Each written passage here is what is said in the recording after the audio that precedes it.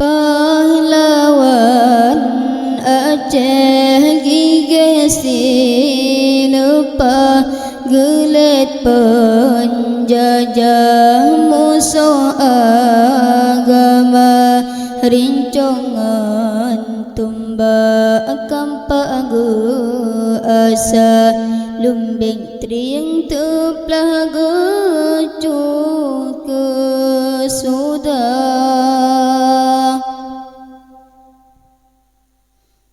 pahlawan tadlebengan gagah rata daerah kubur syuhada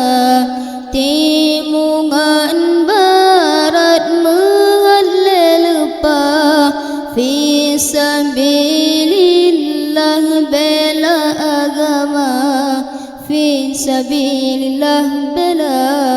agama tungku syidi tiro berhasil pa geled penjajah sampoan Tuhan pidiangan Garut busod sulawa sampai gelangkah uku taraja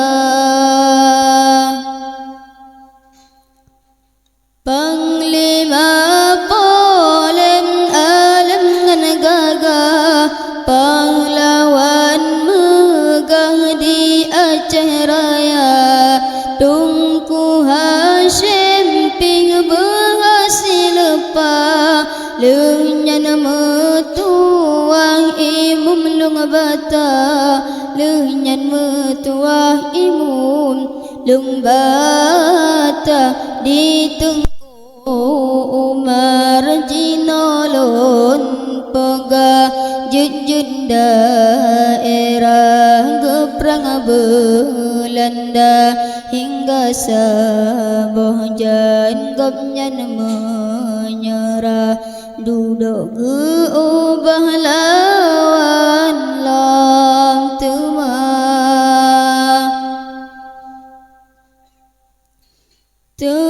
Temacutnya din yakinkan siwa pantang menyerah di bak Belanda duda di temele sitra jua kedeh di pinah Sumedang Jawa kedeh di pinah Sumedang Jawa dicun mutia setia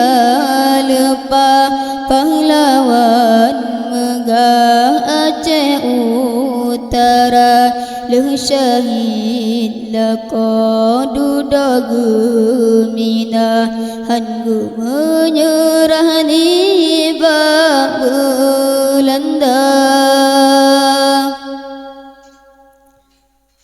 di Aceh Selatan Raja Angkasa serta megah Cut Ali Muda Yo Ali Daya di lamna megah turut perintah bak perang Belanda turut perintah bak perang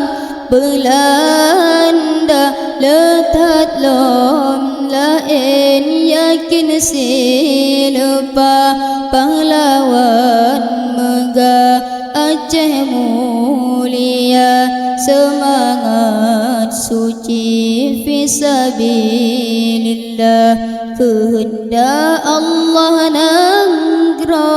merdeka